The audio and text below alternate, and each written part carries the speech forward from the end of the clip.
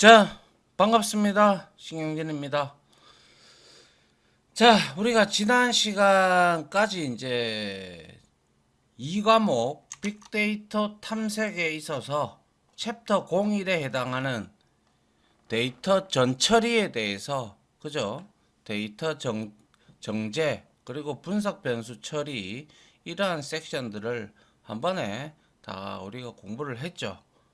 자, 이번에는 챕터 2에 해당이 되고요. 데이터 탐색입니다. 그래서 여기에는 섹션 두 개가 있는데요. 역시 섹션 01의 데이터 탐색의 기초, 그리고 섹션 02의 고급 데이터 탐색이 있는데요.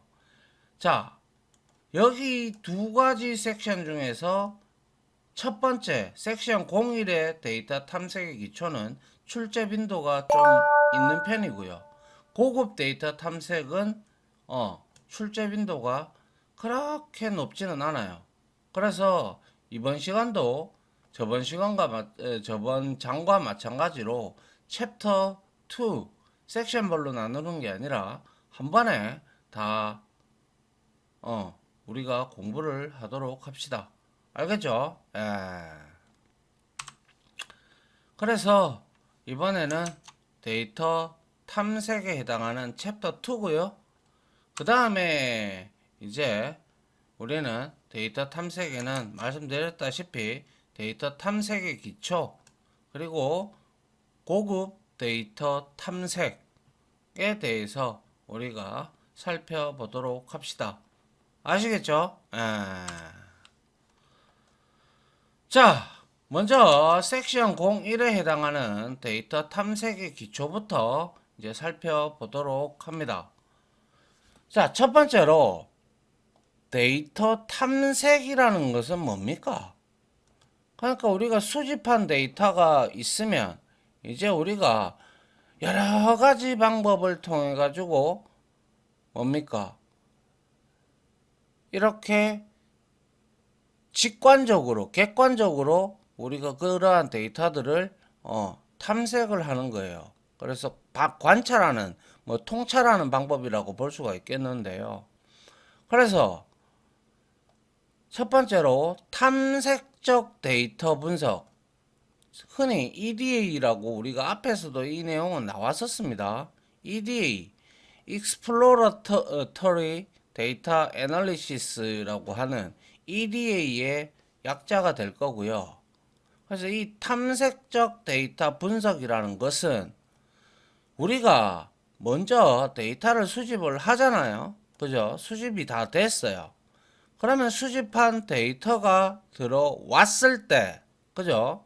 들어왔을 때 다양한 방법을 통해서 우리가 자료를, 그러니까 데이터죠, 그죠? 데이터를 관찰을 하고 이해하는 과정을 의미하는 것으로,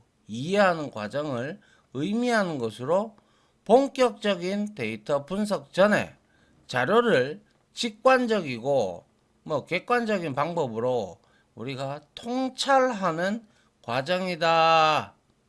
이렇게 우리가 보시면 돼요. 그래서 탐색적 데이터 분석, EDA, 수집한 데이터가 들어왔을 때 다양한 방법을 통해서 자료를 관찰을 하고 이해하는 과정을 의미하는 것, 그리고 본격적인 데이터 분석 전에 이제 자료를 직관적인 방법으로 통찰하는 과정이다. 이렇게 여러분들이 이해를 하시면 될 것 같습니다.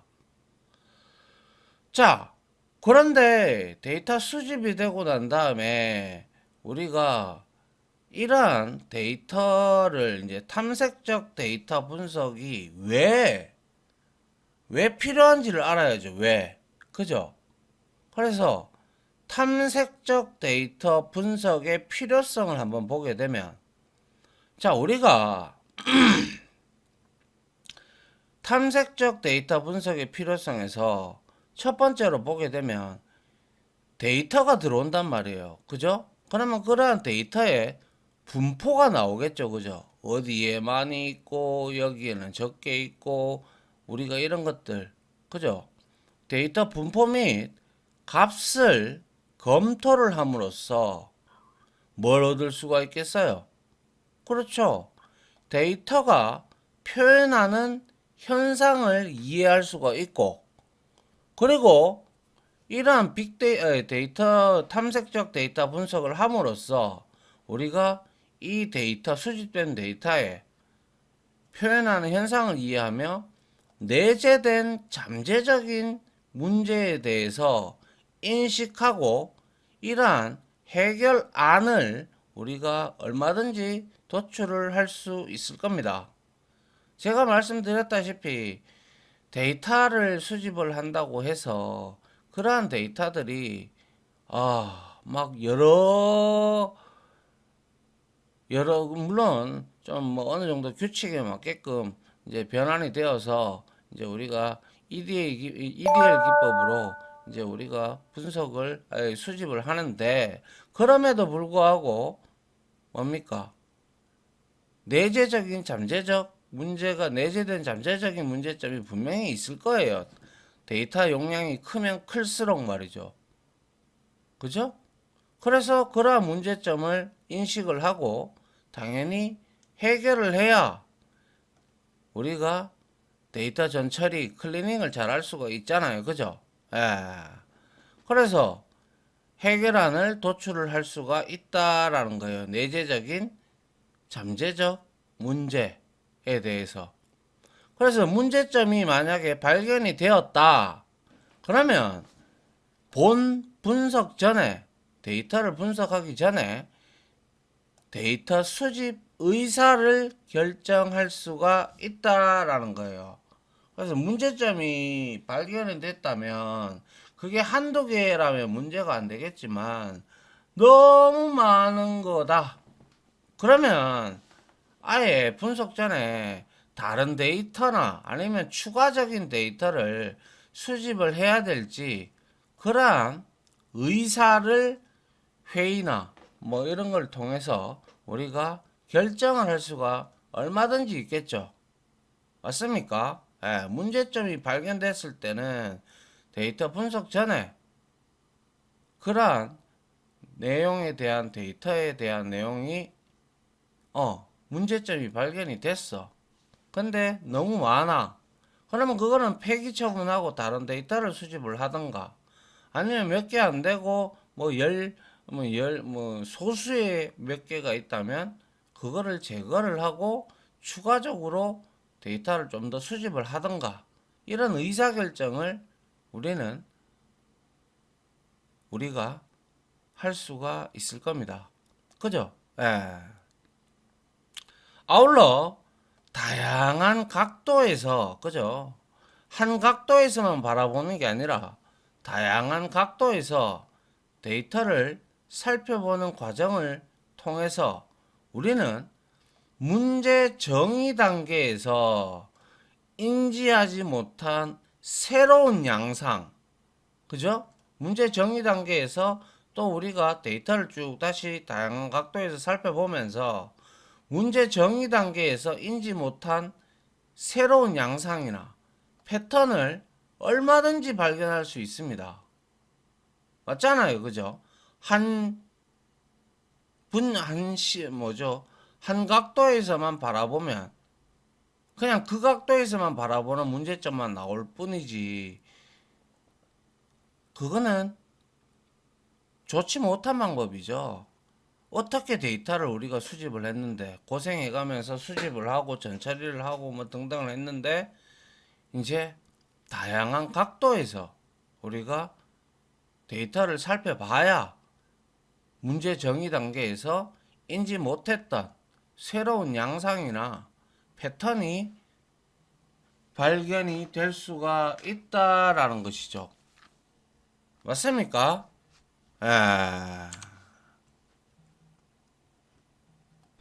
그래서 이러한 다양한 새로운 양상이나 패턴을 발견을 하면 우리는 새로운 양상을 발견 시에 초기 설정 문제의 가설, 그죠? 초기 문제의 가설을 수정을 하거나 아니면 또는 새로운 가설을 충분히 설립할 수가 있겠죠. 그죠? 맞습니까? 예. 그래서 데이터를 살펴보는 과정에서 문제 정의 단계에서 인지 못한 새로운 양상이나 패턴을 발견이 되면 우리는 초기에 설정했던 문제의 가설을 수정하거나 혹은 새로운 가설을 설립할 수가 있다라는 것이죠. 그죠? 이건 당연한 내용입니다. 그죠? 예. 자, 그 다음 보죠. 그러면 이제 우리가 탐색적 데이터 분석의 필요성을 이렇게 우리가 내재적인 잠재적인 문제점이라든지 해결안을 도출할 수 있고 인지 못한 새로운 양상이나 패턴을 발견할 수 있으며 뭡니까? 가설을 수정하거나 아니면 새로운 가설을 설립할 수 있는데 이게 이제 데이터 탐색적 데이터 분석의 필요성이란 말이죠. 그러면 이제 그러한게 나온 것들을 분석 과정이나 및 절차가 어떻게 되는지를 우리가 알아볼 필요가 있겠다. 그죠? 그래서 분석의 목적과 분석을 우리가 왜 해야 되는지 그러한 목적과 그리고 변수, 피처죠. 그죠? 특징들, 속성, 어트리뷰트, 그죠? 이러한 변수가 어떤 것이 있는지, 무엇인지, 그죠? 그리고 개별 변수의 이름이나 설명을 가지는지를 일단 확인을 해야 되겠죠. 그죠? 분석의 목적이 뭔지도 모르고 변수가 어떤 게 있는지도 모르면 안 된단 말이에요. 기본적으로 그거는 머리에 꽤 차고 있어야 되겠죠. 그래야 뭐가 데이터 분석이 되든지 말든지 할 거 아니에요. 그죠? 그래서 이러한 내용들을 개별 변수의 이름이나 설명을 가지고 있는지 목적과 변수가 무엇인지를 확인을 하고요. 1차적으로. 그 다음에 두 번째로 데이터의 문제성을 확인을 해야 되는 과정에 들어가겠죠. 즉, 이 말은 데이터의 결측치, 결측값, 뭐예요? 누락된 값이 있는지 유무를 확인을 해야 될 것이며 또는 이상치, 데이터가 범위 안에서 놀아야 되는데 너무 많은 그 범위를 벗어나서 있는 큰 데이터라든지 혹은 적은 데이터 이런 것들을 이상치의 유무 등을 우리가 확인을 반드시 해야 됩니다. 이런 것들 결측치나 유무 이런 것들 때문에 우리가 분석을 정확하게 명확하게 못해요. 결과론적으로. 그죠? 많으면 많을수록 더더욱 그 통계 분석을 했다. 그러면 왜곡되는 현상이 심해집니다. 그죠? 그래서 이것들을 확인을 하고 그리고 추가적으로 분포상의 이상 형태와 그죠? 분포가 이렇게 딱딱딱딱 이렇게 딱 정상적인 데이터라면 여기 분포가 있고 여기 분포가 있고 여기 분포가 있으면 이러한 분포에 딱 속해 있을 건데 이렇게 돼 있거나 이렇게 돼 있거나 이렇게 되어 있다면 이거는 분포상의 이상 형태가 있다라는 것이죠. 그죠? 그리고 헤드 또는 테일 부분을 확인을 해야 돼요. 먼저 헤드 부분만 또 보면 안 되죠. 그 밑에 가다가 데이터를 보다 보면 용량이 크다 보니까 가다가 보면 어느 중간 어느 선부터 새로운 양상이나 패턴이 또 나타날 수 있기 때문에 헤드 또는 테일 부분을 확인을 해야 돼요. 가장 좋은 방법은 전체 데이터를 다 쭉 한번 훑어보는 게 가장 좋지만 워낙 용량이 크기 때문에 이런 것들은 우리가 분석 기술로서 이제 탐색 기술로서 우리가 알아볼 수가 있거든요. 충분히. 알겠죠? 예, 그래서 머리나 꼬리 부분을 반드시 확인을 해야 된다라는 거예요. 그리고 데이터의 개별 속성 값이 예상한 범위 분포를 가지는지 확인을 해야 되겠죠. 이렇게 데이터가 여기에 이렇게 들어가 있는지 그죠? 확인을 해야 돼요. 그래서 이거는 기초 통계 산출을 통한 그죠? 확인 과정을 반드시 거쳐야 된다는 것이죠. 이러한 것들이 전부 함수라든지 아니면 우리가 이제 라이브러리를 땡겨 와서 이제 확인할 수가 있습니다. 알겠죠? 그 다음에 목적과 변수가 무엇인지 개별 변수의 이름이나 설명을 가지는지 확인했고 문제성을 확인하고 결측치나 이상치 분포상의 이상 형태까지 확인하고 개별 속성 값이 예상한 범위 분포에 확인을 가지는지 확인을 기초 통계 산출을 통해서 거치면 마지막으로 뭡니까? 관계성 확인 절차를 가져야 되겠죠. 즉, 이 말은 개별 데이터 간의 속성, 그죠? 예, 관찰해서 보지 못한 데이터 간의 속성, 예를 들면 상관관계가 되겠죠. 그죠? 우리가 독립변수, 종속변수 이런 것들 있었잖아요. 그죠? 맞습니까? 예, 그런 상관관계 등을 우리가 관계성 확인 절차를 가진다라는 거. 확인 절차를. 그죠? 이게 바로 분석 과정 및 절차에 해당하는 것이 됩니다. 이해돼요? 그래서 이러한 분석 과정이나 절차를 우리가 좀 잘 알고 있어야 됩니다. 그죠? 예. 그 다음에 우리가 여기서 이상치나 결측치가 발생이 됐어. 그러면 이상치를 검출을 해야 되겠죠. 그죠? 예. 물론 이거를 우리가 여러 가지 이제 데이터 이제 이런 탐색적 기술 방법을 통해서 이제 함수라든지 아니면 여러 가지 시각화 방법을 통해서 우리가 알 수가 있어요. 그러면 이상치를 검출하는 방법을 한번 보죠. 첫 번째로 개별 데이터를 관찰을 합니다. 그래서 데이터 값을 눈으로 살펴보면서 전체적인 추세와 특이사항을 관찰할 수 있다. 근데 데이터 값을 눈으로 헤드 부분이나 이런 부분을 몇 개 안 되는 데이터야 우리가 눈으로 보면 되겠죠. 그런데 말씀드리건데 수백 아니 수십 몇 테라 수테라 그리고 수십 테라바이트에 대한 큰 용량의 데이터는 말씀드리자면 눈으로 살펴보기가 어렵죠. 그래서 우리가 기술적으로 부분을 가지고 우리가 살펴보면 아하 이게 전체적인 추세가 어떻게 되는지 그리고 특이사항이 어떻게 되는지 관찰할 수가 있습니다. 눈으로 살펴보는 것은 어디까지나 한계가 있습니다. 그래서 시각화를 통해서 우리가 전체적인 추세와 특이사항을 얼마든지 관찰할 수 있는 방법이 많습니다. 알겠죠? 예. 그리고 아울러 데이터가 많다고 앞부분만 보면 안 된다라고 했죠. 그죠?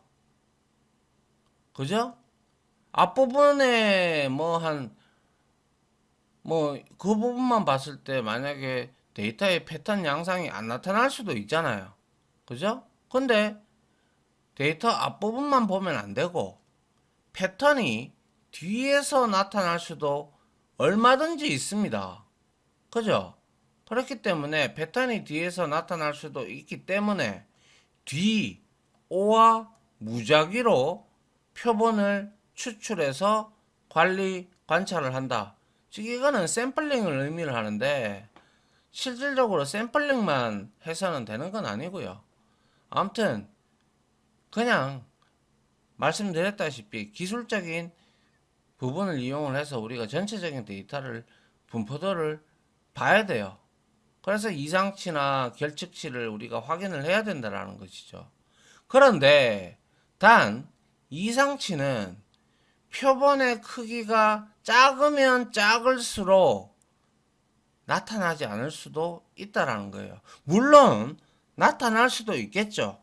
근데 데이터의 표본이 이상치는 표본의 크기가 작으면 작을수록 당연히 이상치가 나타날 확률은 그만큼 줄어들겠죠. 맞습니까? 당연한 얘기죠. 그죠? 예. 그래서 이러한 개별 데이터 관찰을 할 때는 눈으로 살펴보면서 이것도 어느 정도 한계가 있다라고 했고, 그런데 뭐 일단은 전체적인 추세와 특이사항, 그리고 데이터가 많다고 해서 앞부분만 보면 안 된다라는 거. 패턴이 뒤에 나타날 수 있기 때문에 DO와 무작위로 표본을 추출해서 관찰한다라는 거. 단 이상치는 데이터의 표본이 그죠? 크기가 작으면 작을수록 더욱더 이상치 같은 경우는 나타나지 않는 경우가 확률이 높다라는 것이죠. 그건 당연한 얘기입니다. 예. 자, 그 다음 한번 볼게요. 그러면 이번에는 우리가 앞에서는 개별 데이터를 관찰을 했잖아요. 이거는 어느 정도 눈으로 보기 때문에 한계가 있다라고 했고요. 그러면 이번에는 통계값을 활용하는 방법을 한번 보죠. 그래서 우리가 통계값은 보게 되면 또 우리가 그러한 이상치를 검출할 수가 있는데요. 적절한 요약 통계지표, summary statistics, 그죠? 통계지표를 사용할 수가 있어요. 그래서 우리가 데이터의 중심을 알기 위해서는 아시죠? 평균값 혹은 중앙값, 메디안이죠. 그죠? 그 다음에 최빈값, 모드라고 합니다. 그죠? 가장 많이 나오는 값을 우리는 최빈값이라고 앞에서 배웠습니다. 평균, 중앙값, 최빈값을 사용할 수가 있다라는 거예요. 그래서 이거는 데이터의 중심을 알기 위해서는 평균, 중앙값, 최빈값을 사용할 수 있다라는 것이고, 데이터의 분산도, 떨어져 있는 정도를 우리가 알기 위해서는 범위, range죠. 그리고 분산을, variance를 사용할 수가 있겠죠. 분산도를 알기 위해서는. 그죠? 예, 범위라든지 분산을 우리가 충분히 이용을 해서 사용할 수가 있습니다. 그래서 뭐 R이라든지 파이썬에서 이런 평균이나 메디안, 모드, 레인지, 베리언스 이런 것들을 구할 수 있는 함수들이 다 있어요. 알겠죠? 예. 그래서 이런 것들이 전부 다 통계값 아니겠습니까? 그죠? 예. 그래서 통계 지표를 이용할 때는 데이터의 특성에 주의를 해야겠죠. 그래서 예를 들면 평균에는 집합 내에 모든 데이터 값이 반영되기 때문에 이상값이 있으면 값이 영향을 받지만, 그죠? 평균은 집합 내의 모든 데이터 값을 반영을 해서 평균이 나오는 거기 때문에 이상값이 있으면 값이 영향을 받는, 평균값이 영향을 받는 것은 매우 당연한 것입니다. 중앙값에는 가운데 위치한 값 하나가 사용되기 때문에 이상값의 존재에도 대표성이 있는 결과를 얻을 수가 있다라는 것이죠. 중앙값은 말 그대로 이렇게 나열해서 그 중에서 제일 중간에 있는 거를 우리가 중앙값이라고 하죠. 메디안. 그래서 중앙값에는 가운데에 위치한 값 하나가 사용되기 때문에 이상값의 존재에도 대표성이 있는 결과를 얻을 수 있다라는 점. 알겠죠? 그래서 이러한 통계 지표를 이용할 때도 우리는 데이터의 특성에 특히 주의를 해야 된다라는 것이죠. 맞나요? 그 다음 시각화 활용입니다. 자, 모든 툴 R이나 파이썬에서는 또 판다스도 있죠. 거기에서는 전부 시각화 툴이 다 존재를 해요. 그래서 보기가 매우 좋아요. 그래서 시각적인 표현은 상당히 분석에 많은 도움을 주는 게 사실이에요. 우리 사람들은 이러한 로우 데이터, 물론 데이터를 분석하시는 분들, 수집하시는 분들, 분석가, 이런 분들은 로우 데이터를 보는 게 그렇게 어렵지 않아요. 근데 그것도 너무 많다면 분석가도 지칩니다. 근데 그거를 우리가 기술적으로 이용을 해서 시각화를 만들면 한눈에 우리가 볼 수가 있단 말이에요. 그렇기 때문에 굉장히 이 시각화, 비주얼라이제이션은 매우 중요한 기법입니다. 그래서 분석에 상당히 많은 도움을 주고요. 그리고 시각화를 통해서 주어진 데이터의 개별 속성에, 그죠? 시각화를 통해서 주어진 데이터의 개별 속성에 어떤 통계 지표가 적절한지 결정할 수도 있습니다. 아시겠죠? 그래서 우리가 시각화 방법에는 앞에서 배웠죠. 확률 밀도 함수, 히스토그램, 상자 수염이라고 하는, 그죠? 박스 플롯, 그리고 점 플롯이라고도 하는 것도 있어요. 그리고 워드 클라우드. 뭡니까? 이 워드 클라우드는 이렇게 만약에 우리가 어떠한 연설문, 특히 대통령의 연설문이나 아니면 뭐 누군가의 인터뷰 이런 것들을 분석을 할 때 거기에서 가장 이 사람이 했던 말 이런 것들을 우리가 빈도수에 따라서 이렇게 만약에 뭐 국민이라는 말을 제일 많이 했다.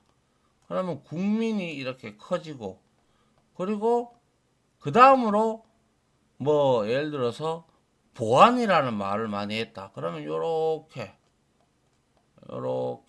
작게 요렇게 나타나는 것들 보셨죠? 뉴스에서. 이게 이제 워드 클라우드 기법입니다. 그 다음에 시간의 흐름에 따라서 나타내는 시계열 차트 보셨죠?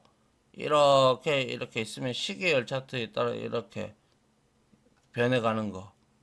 그 다음에 맵, 지도를, 요거는 이제 구글 차트, 우리가 구글 지도를 자주 이용을 합니다. 그래서 시각화 방법에는 확률 밀도 함수, 히스토그램, 박스 플롯, 워드 클라우드, 시계열 차트, 지도 등이 존재를 한다라는 거예요. 이런 것들이 여러분들이 뒤에 가서 해보시면 아시겠지만 굉장히 이상치나 이런 것들을 검증할 때 시각화만큼 좋은 방법은 없어요. 특히 박스 플롯을 이용을 해보면 우리가 IQR이라고 배웠죠. Q3에서 Q-Q1을 해서 그 사이에 존재를 해야 되는데 막 튀는 데이터들이 있단 말이에요. 그런 것들을 한눈에 시각적으로 이렇게 볼 수가 있는 대표적인 시각화 도구가 되겠습니다. 아시겠어요? 에... 자, 개념 체크 문제인데요. 자, 한번 여러분들 세 문제를 들고 왔어요. 세 문제를 들고 왔기 때문에 여러분들이 포즈를 걸어 두시고 한번 여기서 풀어보세요. 포즈를 걸어 놓고. 아시겠죠? 예. 자, 저는 먼저 한번 풀어보도록 하죠. 자, 1번부터. 자, 탐색적 데이터 분석 및 필요성입니다. 우리 배웠습니다, 방금. 필요성에 대한 설명으로 틀린 것은. 그죠? 예. 수집한 데이터가 들어왔을 때 다양한 방법을 통해서 뭡니까? 통해서 자료를 관찰하고 이해하는 과정을 의미하는 것이다. 맞습니다. 그죠? 예. 2번 데이터 분포 및 값을 검토함으로써 데이터가 표현하는 현상을 이해할 수 있다. 지극히 당연한 말이죠. 3번 문제점 발견 시 본 분석 전 데이터 수집 의사를 결정할 수 있다. 맞습니다. 그죠? 4번 최초의 가설에 집중하여 원하는 패턴과 양상에 맞는지에 집중하여 검증하는 데 노력한다. 이게 맞습니까? 다양한 각도에서 살펴보면 원하는 패턴과 양상이 맞는지에 이제 살펴보는 과정을 통해서 우리는 문제 정